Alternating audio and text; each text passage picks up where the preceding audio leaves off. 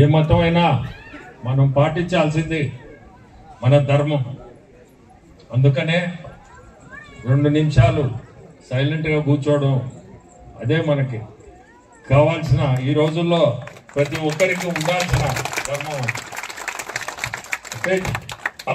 అంబేద్కర్ గారికి చెప్తున్నాను ఇప్పుడే, ఎక్కడ కూడా మనిషికి తేడా ఉండకూడదు, ప్రతి ఒక్కరిని కులం మతం అనేది ఉండకూడదు, ప్రతి ఒక్కరు సామాన్యంగా ఉన్న ప్రజల్ని కూడా అందరినీ ఒకటిగా చూడాలనేదే అంబేద్కర్ గారి అతను భావన. ఈరోజు మనం ఇంత గొప్పగా ఈ కార్యక్రమం నడుపుకుంటున్నామంటే ఆయన గొప్పతనం. ఈ గ్రామంలో 7 లక్షలు పెట్టి ఈ విగ్రహాన్ని మీరు ఈరోజు ఆవిష్కరించామంటే అది జగదీష్ ఇంట్రెస్ట్ తీసుకొని యూత్ గ్రూప్ ఒకటి తయారు చేసుకొని ఈ విగ్రహాన్ని ఈరోజు ఆవిష్కరించగలిగాం. మీ అందరికీ చెప్పేది ఒక్కటే, ప్రతి ఒక్కరికి కూడా ఈరోజు మనం చంద్రబాబు నాయుడు గారు ముఖ్యమంత్రులు, మీరందరూ ఇప్పుడే జగదీష్ చెప్పినట్టు దామరముడుగు 1300 ఓట్ల మెజారిటీ ఇచ్చారు. మీ అందరికి నేను చెప్పేది ఒక్కటే, ఈరోజు మనము ఒక మంచి ముఖ్యమంత్రిని ఎన్నుకున్నాం. సంక్షేమం, అభివృద్ధి, ఈ 2 పదాల మీదనే ఆయన నడిపిస్తున్నాడు. మీ అందరికీ కూడా మనము వచ్చి 7-8 నెలలు అయింది. ముందుకు చూస్తారు. అభివృద్ధి అనేది మీ కళ్ళ ముందే కనపడుతుంది. ఆర్థికంగా చాలా ఇబ్బందుల్లో ఉంది గవర్నమెంట్, అయినా కానీ గ్రామాల్లో ఈరోజు రోడ్లు ఇటువంటివి కూడా మొదలైనవి. ఇంకా కూడా ముందుకు పోతాము. కనిగిరి రిజర్వాయర్ అనేది ఈరోజు దాదాపు 130 సంవత్సరాల నాడు కట్టిన రిజర్వాయర్, అయినా ₹1 దాని మీద ఖర్చు పెట్టలేదు. ఈరోజు ఇప్పుడు చెప్పినట్టు 45 కోట్లతో దాన్ని ఎక్కడెక్కడ ఏమేమి చేయాలో ప్రతి ఒక్కటి కూడా ఎస్టిమేట్ వేసి దాదాపు అది క్లియర్ చేయించేదానికి వెనకబడి ఉంది మీ ఎమ్మెల్యే గారు.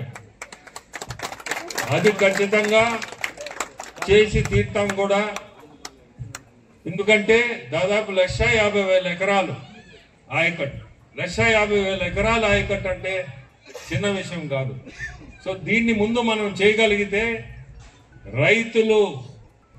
రైతులు కాకుండా ఇండైరెక్ట్ గా కూలికి పోయే వాళ్ళు కానీ ప్రతి ఒక్కరికి కూడా అది మంచి జరగాలనే దీంతోనే ముందుకు తీసుకోవడం.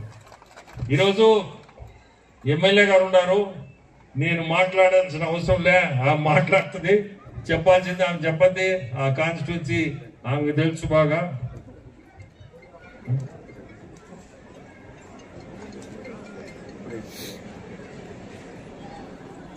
అట్నే ఇప్పుడే ఇఫ్కో కిసాన్ సెజ్ లో రాచర్లపాడు ఇండస్ట్రియల్ పార్క్ లో మన కోవూర్ కాన్స్టిట్యున్సీ యూకేకి చెందిన ఎం రామ్ కంపెనీ 2 లక్షల కోట్లతో సెమీ కండక్టర్ మ్యానుఫ్యాక్చరింగ్ యూనిట్ పెట్టడానికి ఆసక్తి చూపిస్తున్నారు.